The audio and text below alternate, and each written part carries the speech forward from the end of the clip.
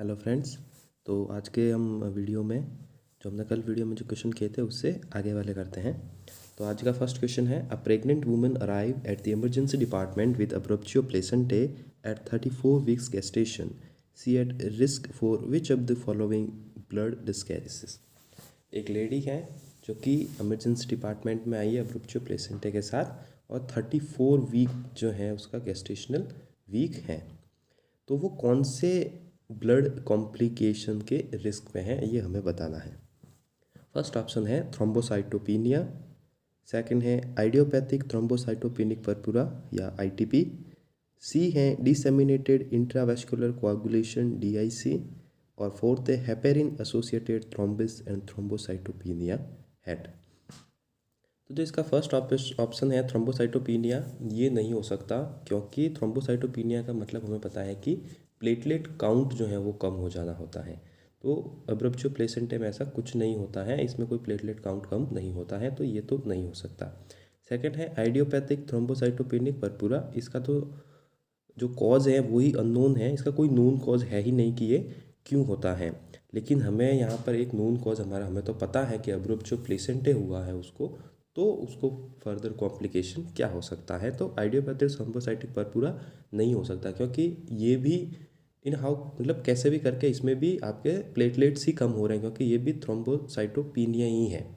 उसकी वजह से आपके स्किन पे जो है वो रैसेस वगैरह हो जाते हैं, ब्लड जो है वो आपको ऐसे ब्लड जो है वो आपको ऐसे मतलब चकते के टाइप पे स्क्रीन पे जो है वो दिखने लगता है। तो ये भी इसका आंसर नहीं हो सकता। एक ऑप्शन आपका लास्ट है heparin associated thrombosis and thrombocytopenia, तो ये भी इसका आंसर नहीं है क्योंकि हेपेरिन तो हम देते ही नहीं हैं अब्रप्टियो प्लेसेंटा के पेशेंट को, तो इसकी वजह से थ्रोम्बोसिस होना या थ्रोम्बोसाइटोपिनिया होना ये तो कहीं दूर दूर तक इसका रिलेशन है ही नहीं। तो हेड जो है वो ये भी नहीं होगा, इसका आंसर होगा डिसेमिनेटेड इंट्रावेस्कुलर कोआगुलेशन डीआईसी।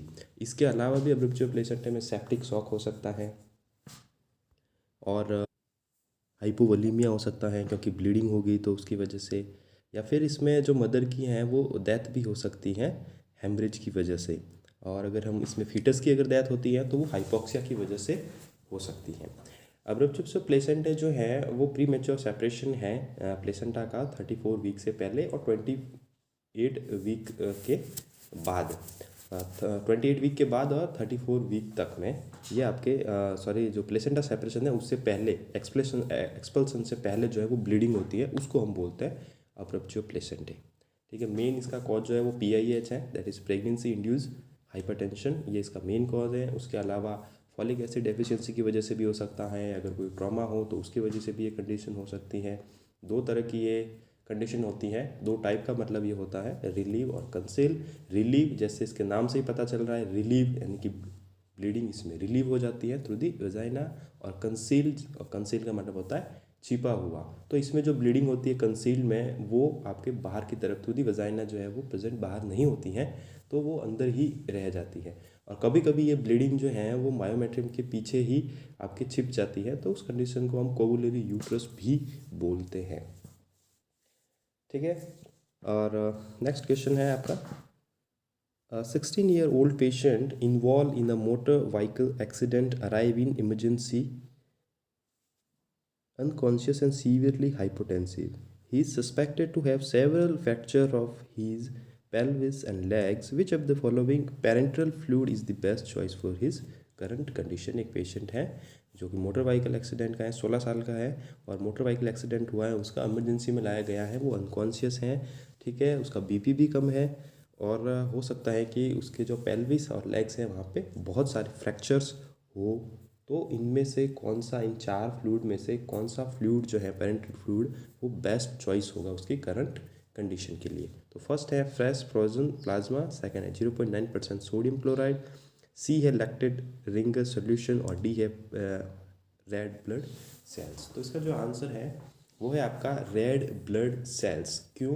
क्योंकि पेशेंट का जो है वो यहाँ पे ब्लीडिंग जरूर हुआ होगा, ठीक है, अनकॉन्शियस है, हाइपोटेंसिव भी है, तो हमें ये देना है। दूसरा, इस पेशेंट को जो है वो हमें ब्रीदिंग भी उसका ठीक रखना है। तो ब्रीदिंग के लिए हमें ऑक्सीजन की नीड होती है, और क्योंकि ब्लीडिंग हुई होगी तो ब्लड लॉस हुआ होगा, तो यहाँ पे जो हम फ्लूइड देंगे वो हमें जो भी हम पेरेंटल फ्लूइड देंगे वो ऐसा होना चाहिए कि जो कि ऑक्सीजन को जो है वो मैक्सिमम बाइंड कर सके। तो रेड ब्लड सेल्स में हीमोग्लोबिन होता है, जिसका एक हीमोग्लोबिन जो होता है वो 4 ऑक्सीजन जो मॉलिक्यूल्स होते हैं उसको वो आपके कनेक्ट उससे हो सकती है। और जितनी ज़्यादा कनेक्ट होगी, मतलब हीमोग्लोबिन अगर ज़्यादा होगा तो ज़्यादा ऑक्सीजन जो है वो कनेक्ट होगी और वो ज़्यादा आपकी डिलीवर्ड होगी टिश्यूज़ तक। तो इसकी वजह से हम उसको रेड ब्लड सेल्स देंगे। फ्रेश फ्रोजन प्लाज्मा हम क्लॉटिंग के लिए देते हैं, तो यहाँ पे क्लॉटिंग का कोई इशू है नहीं अभी, तो हम फ्रेश फ्रोजन प्लाज्मा मतलब दे सकते हैं बाद में, लेकिन अभी प्रायोरिटी पे नहीं रखेंगे। 0.9% सोडियम या लैक्टेट रिंगर सोल्यूशन जो है ये अगर हम देंगे पेशेंट को, तो हाइपोटेंशन जो रखा है वो ठीक हो सकता है, पेशेंट का बीपी नॉर्मल हो सकता है, लेकिन ये आपका प्लाज्मा कंसंट्रेशन जो है वो नहीं बढ़ाएगा, आरबीसी और हीमोग्लोबिन। ये आपके और जो ब्लड है उसको डाइल्यूट कर देगा, ठीक है। तो डाइल्यूट कर देगा, और उसमें अगर आपका हीमोग्लोबिन नहीं होगा तो उसमें ऑक्सीजन जो है वो कंबाइन उससे नहीं हो पाएगी, तो आपकी जो ऑक्सीजन की जो डिमांड है वो इससे पूरी नहीं होगी। तो हमें यहाँ पे ऑक्सीजन की डिमांड पहले पूरी करनी है, तो हमें यहाँ पे रेड ब्लड सेल्स जो है वो उसको एडमिनिस्टर करने चाहिए। तो राइट आंसर है इसका packed red blood cells, D.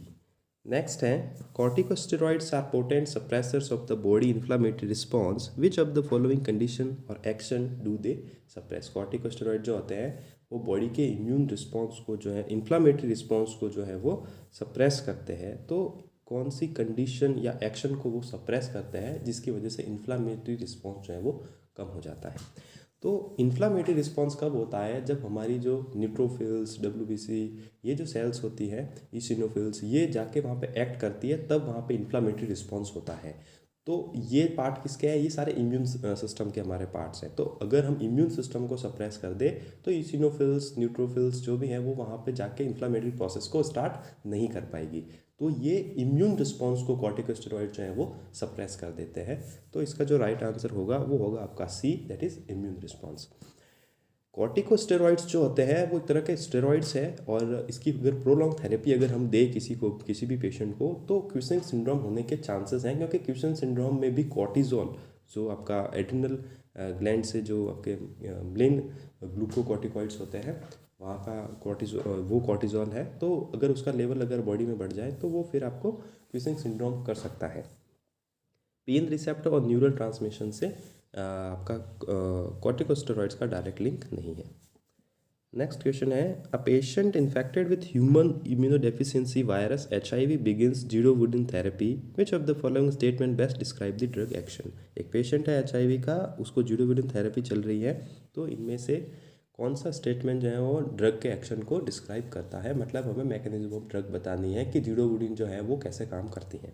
First option है it destroy the outer wall of the virus and kills it. Second, interfere with viral replication. C, stimulate the immune system. और D, it promote excretion of viral antibodies. तो जो इसका right answer है वो है आपका option B, it interferes with viral replication. Zidovudine जो है वो आपके DNA सिंथेसिस जो होता है उसको रोक देती है, तो उसकी वजह से जो वायरस का जो रेप्लिकेशन होता है वो आपका जल्दी नहीं हो पाता है, और उसमें ये डिस्टर्बेंसेस DNA सिंथेसिस में ये जीरोवुडिन जो है वो आपके सिंथेसिस जो है वो उसका बंद कर देती है, तो आपका वायरल जो है वो रेप्लिकेट नहीं हो पाता है। डिस्ट्रॉय नहीं करता है आउटर वॉल को वायरस के, या उसको किल भी नहीं करता है, ठीक है। ये ना ही हमारे इम्यून सिस्टम को स्टिमुलेट करता है जो आगे जाके जो वायरस है उसको मार सके, तो ये इम्यून रिस्पॉन्स को भी आपके स्टिमुलेट नहीं करता है, और न ही ये वायरल एंटीबॉडीज़ को एक्सक्रीट आउट करवाता है। ये आपका करवाता क्या है, ये आपके वायरस के DNA सिंथेसिस जो होता है उसके साथ ये छेड़छाड़ करता है और उसको रेप्लिकेट नहीं होने देता है। ये इसका ड्रग ऑफ एक्शन है। नेक्स्ट क्वेश्चन है 20-year-old patient is being treated for pneumonia, he has persistent cough and complain of severe pain on coughing, what could you tell him to help him reduce his discomfort। एक patient है pneumonia का, उसको persistent cough है और pen है, तो आप क्या करेंगे उसके लिए जिसकी वजह से उसका पेन जो है वो कम हो जाए। Hold your cough as much as possible. Second, place the head of your bed flat to help with coughing. Restrict flu to help decrease the amount of sputum.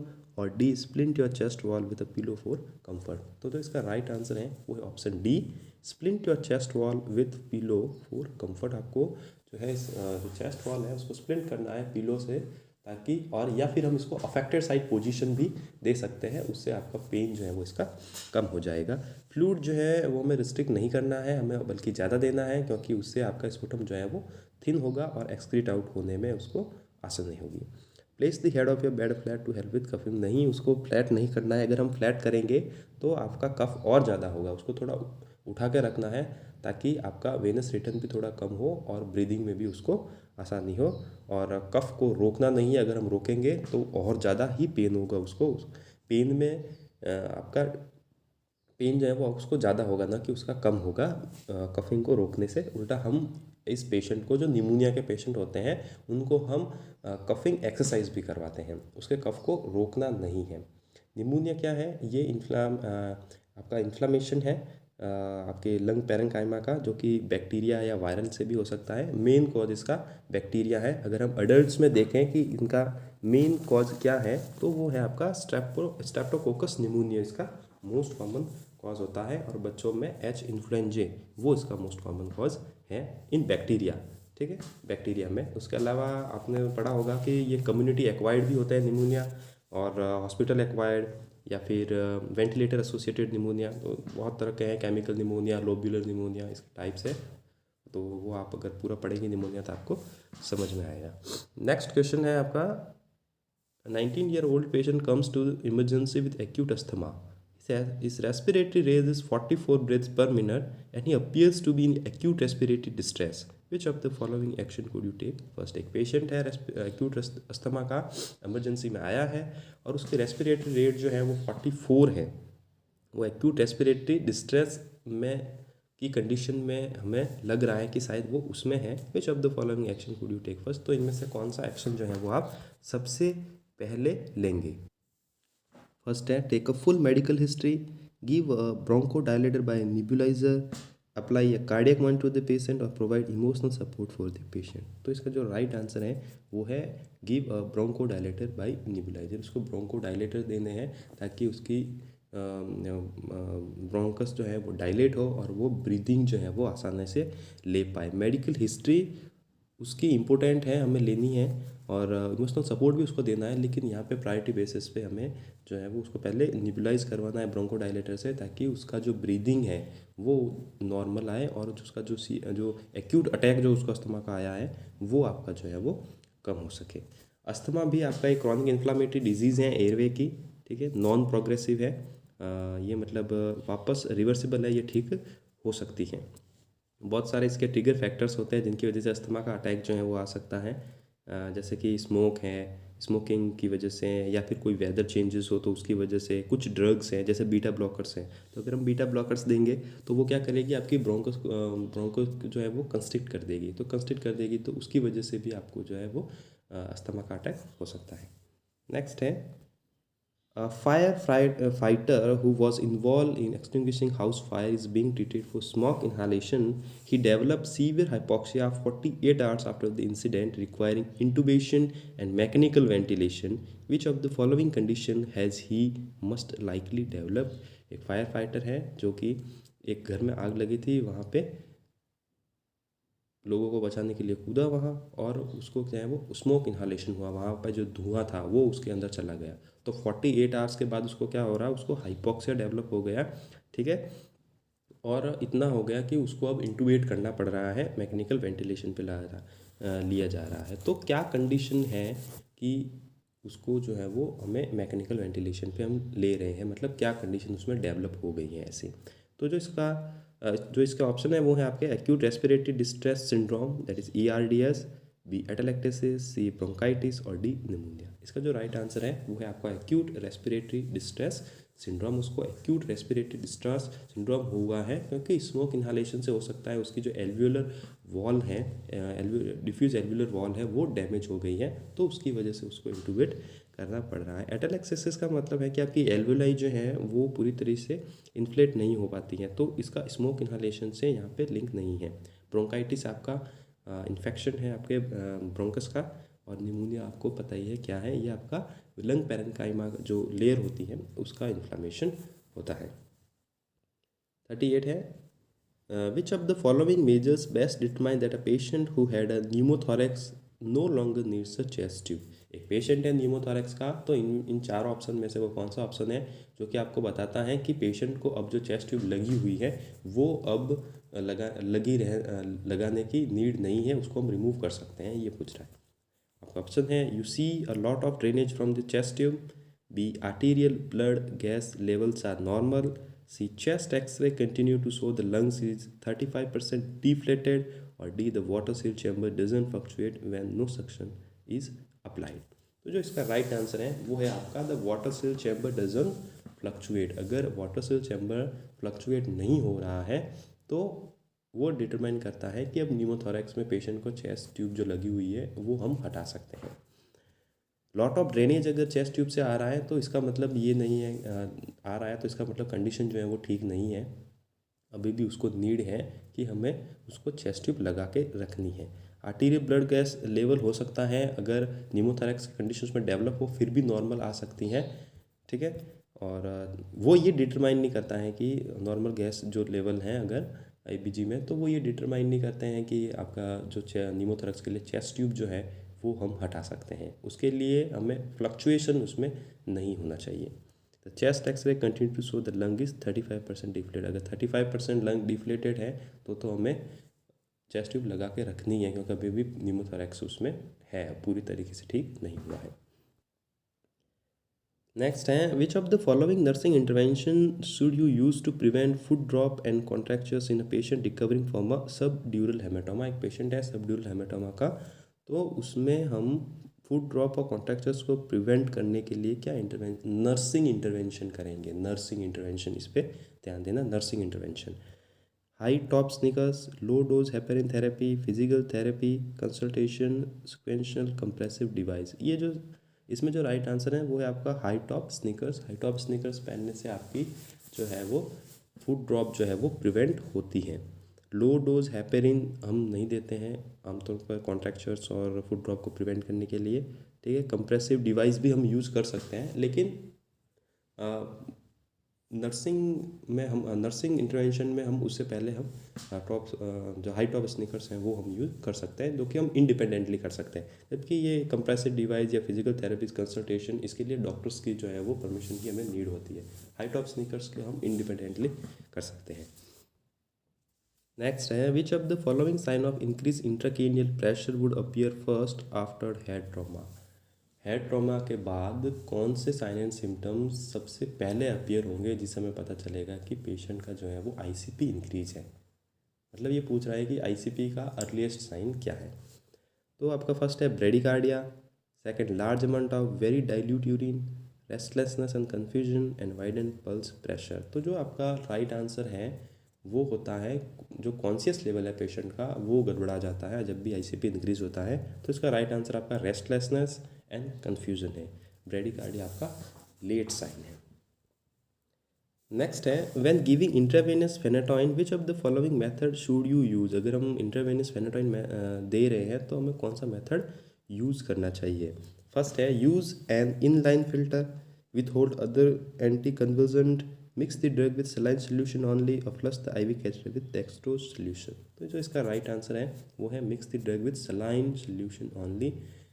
जो आप फेनेटॉइन है उसको सिर्फ आप डाइल्यूट सलाइन से ही करें, सलाइन के साथ ही, और इसको ज़्यादा डाइल्यूशन में हम देते हैं, ऐसे डायरेक्ट हम नहीं दे सकते। इन फिल्टर की या फिर डेक्स्ट्रो सोल्यूशन नहीं हमें यूज़, इन फिल्टर हम कर भी सकते हैं, नहीं भी करें तो भी चलता है, लेकिन डेक्स्ट्रो सोल्यूशन के साथ हमें आईवी कैथेटर प्लस नहीं करना है। और एंटी कन्वर्जेंट का कोई इशू नहीं है, इसके साथ में और भी एंटी कन्वर्जेंट चल सकती है। नेक्स्ट है after surgical repair of hip which of the following position is best for the patient, leg and हिप्स। Surgical repair किया हिप का, तो इनमें से कौन सा पोजीशन जो है वो बेस्ट होगा। अबडक्शन, एडक्शन, प्रोन या सबलक्सटेड। तो इसका जो राइट आंसर है वो है अबडक्शन। अबडक्शन हमें पोजीशन रखनी है ताकि प्रोस्थेसिस जो लगे हुए हैं वो एस्टाबुलम कैविटी में ही सिचुएटेड रहे। हम पिलो लगाते हैं नॉर्मली बीच में, ठीक है, हमें अबडक्टेड रखने हैं। Which of the following factors should be the primary focus of nursing management in patient with acute pancreatitis? एक पेशेंट है acute pancreatitis का, तो उसमें प्राइमरी फोकस हम कौन से नर्सिंग मैनेजमेंट पे रखेंगे? फर्स्ट ऑप्शन है nutrition management, fluid and electrolyte balance, management of hypoglycaemia and pain control. तो इसका जो राइट आंसर है वो है आपका fluid and electrolyte balance. Fluid and electrolyte balance जो है वो हमें क्लोजली इसमें मॉनिटर करना होता है, क्योंकि पेशेंट को एक्यूट पेनक्रेटाइटिस में वॉमिटिंग होती है, तो वॉमिटिंग के साथ में उसका फ्लूइड और जो इलेक्ट्रोलाइट है वो भी उसमें लॉस होते हैं, तो हमें ये मेंटेन करना चाहिए।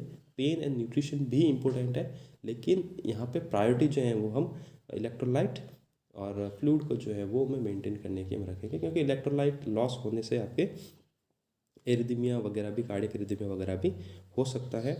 और इसमें हाइपोग्लाइसीमिया नहीं होता है, हाइपरग्लाइसीमिया होता है एक्यूट पेनक्रेटाइटिस में, क्योंकि इसमें आपका डायबिटीज़ जो है वो आगे कॉम्प्लिकेट करता है। अगर पेनक्रेटाइटिस रहता है एक्यूट पेनक्रेटाइटिस, तो पेशेंट को डायबिटीज़ होने के चांसेस होते हैं। हाइपोग्लाइसीमिया के यहाँ पे चांसेस नहीं होते हैं, हाइपर के होते हैं।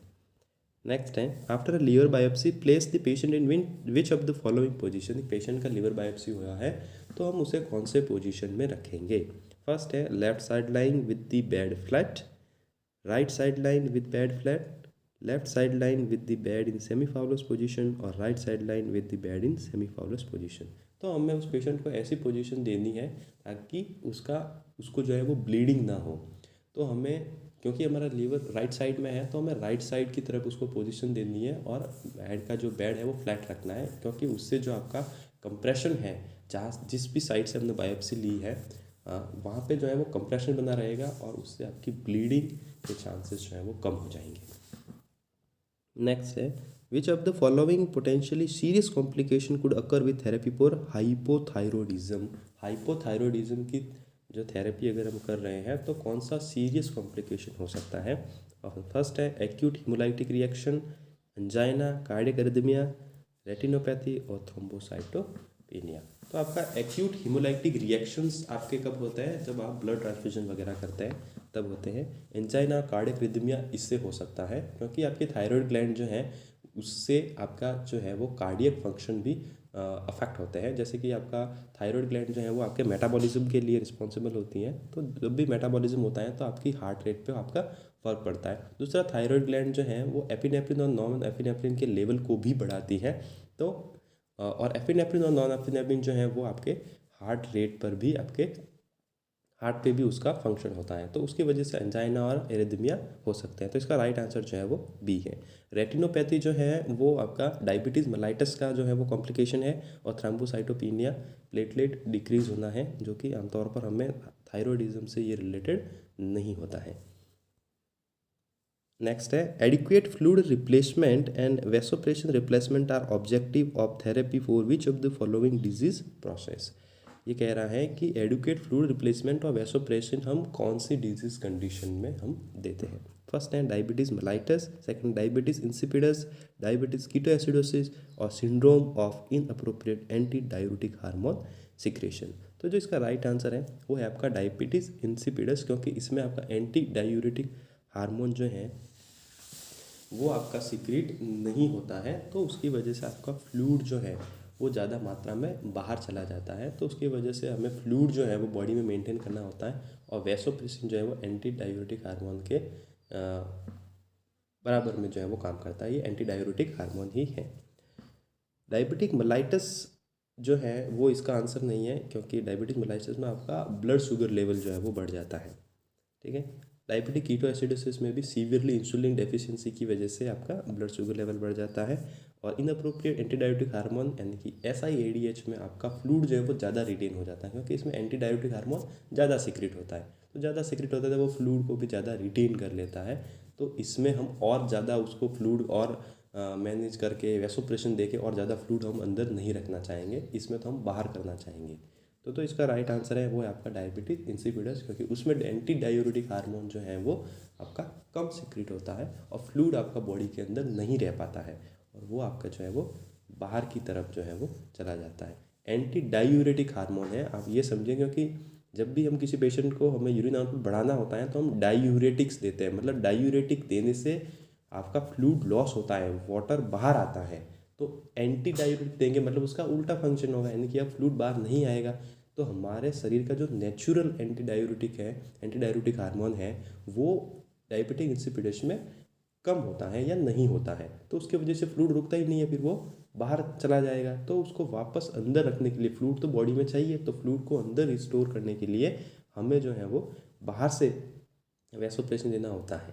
तो वो यही पूछ रहा है कि हम फ्लूइड मैनेजमेंट और वैसोप्रेशन किस डिजीज कंडीशन में देंगे, तो हम डायबिटीज इंसिपिडस में देंगे। नेक्स्ट है, patient with type 1 diabetes mellitus में require which of the following changes to their daily routine during period of infection. एक डायबिटीज़ 1 का पेशेंट है, तो क्या उसके डेली लाइफ में चेंजेस, इंसुलिन चेंजेस हम करेंगे अगर उसको इन्फेक्शन है, मतलब डायबिटिक का पेशेंट है, डायबिटिक फर्स्ट का, उसको इन्फेक्शन भी है, तो हम इंसुलिन के हम जो उसको डोज दे रहे हैं उसमें हम क्या चेंजेस करेंगे। नो चेंजेस, हम कोई चेंज नहीं करेंगे। लेस इंसुलिन जितना देते हैं उससे कम देंगे। मोर इंसुलिन जितना देते हैं उससे ज़्यादा देंगे। और ओरल डायबिटिक एजेंट, या फिर हम जो है वो उसको ओरल डायबिटिक एजेंट्स देंगे। तो जो उसका राइट आंसर है वो है मोर इंसुलिन, हम उसको ज़्यादा इंसुलिन देंगे, क्योंकि आपका इन्फेक्शन के टाइम पे जो है वो शुगर लेवल बढ़ जाता है, क्योंकि मेटाबॉलिज्म बढ़ जाता है। तो मेटाबॉलिज्म क्योंकि अभी उसको, जब भी आपका इन्फेक्शन होगा तो आपका बॉडी का टेम्परेचर बढ़ जाएगा, और बॉडी के टेम्परेचर बढ़ने से आपको मेटाबॉलिज्म बढ़ जाता है, और मेटाबॉलिज्म की वजह से आपका शुगर बढ़ जाएगा। तो शुगर बढ़ जाएगा, उसको कम करने के लिए हमें ज़्यादा इंसुलिन देना पड़ेगा। नेक्स्ट है, on the follow up visit after having a vaginal hysterectomy a 32-year-old patient has a decrease hematocrit level, which of the following complication does this suggest. एक पेशेंट जो है वो फॉलोअप विजिट के लिए आई है वजाइनल स्टेक्टमी के बाद, और उसका हेमाटोक्राइट जो लेवल है वो डिक्रीज है, तो ये किस कॉम्प्लिकेशन को सजेस्ट करता है। फर्स्ट ऑप्शन है हेमेटोमा, सेकंड है हाइपोवॉलीमिया, थर्ड है इन्फेक्शन और फोर्थ है पल्मोनरी इम्बोलस। तो इन्फेक्शन उसको नहीं है क्योंकि हेमाटोक्राइट लेवल है, तो हेमाटोक्राइट लेवल का इन्फेक्शन से कोई नहीं। अगर इन्फेक्शन होता तो ESR या फिर WBC काउंट वगैरह जो है वो हम वो देखते हैं। ठीक है, पल्मोनरी इम्बोलस भी नहीं है यहाँ पे। हाइपोवॉलीमिया नहीं है उसको, क्योंकि हाइपोवॉलीमिया तब होता है जब हेमाटोक्राइट लेवल जो है वो इंक्रीज हो जाता है। हेमाटोक्राइट लेवल इंक्रीज होने का मतलब है कि आपकी बॉडी में नॉर्मल से ज़्यादा आरबीसीज हैं, नॉर्मल से ज़्यादा आरबीसीज है, और फ्लूइड जो है वो कम है। तो वो आपका क्या डिनोट करता है कि ये पेशेंट को जो है वो आपका हाइपोवॉलीमिया, फ्लूइड कम है लेकिन आरबीसीज ज़्यादा है। हेमाटोक्राइट लेवल ज़्यादा मतलब आरबीसी ज़्यादा है, लेकिन उसका एक पॉइंट ये क्या बनता है कि उसमें फ्लूइड कम है। हो सकता है उसमें फ्लूइड कम है, आरबीसीज तो उतनी ही है लेकिन फ्लूइड कम हो गया है। तो कंपेयर टू फ्लूइड आरबीसीज आपकी बढ़ गई, तो उसमें हम क्या बोलते हैं कि पेशेंट का अगर हेमाटोक्राइट लेवल बढ़ा हुआ है तो मतलब पेशेंट को डिहाइड्रेशन हो सकता है। लेकिन यहाँ तो आपके हेमाटोक्राइट लेवल डिक्रीज है, मतलब कि आपका हेमाटोक्राइट लेवल डिक्रीज है, मतलब कि यहाँ पे आरबीसीज क्या होगी, यहाँ पे आरबीसीज आपकी कम होगी। तो इस कंडीशन में या तो आपको एनीमिया हो सकता है या तो आपको हेमेटोमा हो सकता है, क्योंकि हेमेटोमा का फॉर्मेशन होती है जब ब्लीडिंग होती है। तो ब्लीडिंग हो गई होगी, इसकी वजह से उसको जो है वो हेमाटोक्राइट लेवल डिक्रीज हो गया है, तो हेमेटोमा फॉर्मेशन यहाँ पे कॉम्प्लिकेशन हो सकता है। नेक्स्ट है, a patient has partial thickness burn to both legs and portion of his trunk, which of the following IV fluid is given first. एक पेशेंट है, इसको पार्शियल थिकनेस बर्न है लेग्स, बोथ लेग्स का, और कुछ portion of trunk पे भी, तो कौन सा IV फ्लूइड हम उसको फर्स्ट देंगे। एल्ब्यूमिन देंगे, D5 देंगे, या लैक्टेट रिंगर सोल्यूशन देंगे, या 0.9% sodium chloride solution with 2 MEQ of potassium पर 100 ml। एल्ब्यूमिन हम नहीं देंगे फर्स्ट 24, मतलब एल्ब्यूमिन हम देते हैं लेकिन हम उसको फ्लूइड उसकी रिक्वायरमेंट जो है उसको कंप्लीट करने के लिए हम नहीं देते हैं, वो हम प्रोटीन जो लॉस हो जाता है या उसके लिए हम देते हैं, बाद में देते हैं। ठीक है, D5 हम नहीं देते हैं यहाँ पे, क्योंकि D5 देने से जो है पेशेंट का शुगर लेवल जो है वो हो सकता है इसमें इससे बढ़ जाए, तो हम D5 नहीं देते हैं। लैक्टेट रिंगर सोल्यूशन हम देंगे उसको, ठीक है, ताकि उसकी फ्लूइड की जो नीड है वो जो है, और जो इलेक्ट्रोलाइट जो नीड है वो उसकी कंप्लीट हो जाए। 0.9% सोडियम विथ 2 MEQ पोटेशियम हमें नहीं देना है, क्योंकि ऑलरेडी बर्न हो रखा है, तो बर्न में आपका सेल्स से जो पोटेशियम है वो बाहर की तरफ आ जाता है, क्योंकि सेल डैमेज हो जाती है बर्न में, तो वो बाहर की तरफ आ जाएगा, तो ऑलरेडी वहाँ पर हाइपरकैलेमिया होगा और हम उसको पोटेशियम नहीं देंगे। तो इसका राइट आंसर है आपका C, lactate Ringer solution. Next है, which of the following technique is correct for obtaining a wound culture specimen from a surgical site.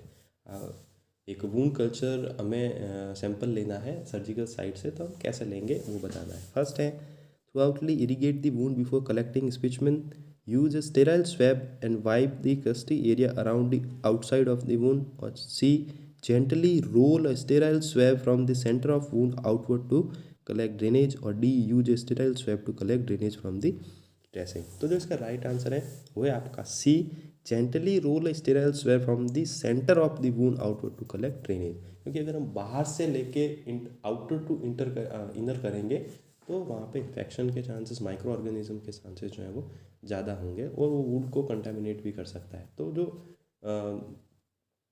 सही मेथड है कल्चर लेने का वो आपका जो है वो इनर टू आउटर की साइड आपको जाना है। तो gently roll sterile swab from centre of wound outward to the drainage collection. Thank you so much. आज के लिए इतना ही था। नेक्स्ट क्वेश्चन में हम और कुछ क्वेश्चन करेंगे। Thank you.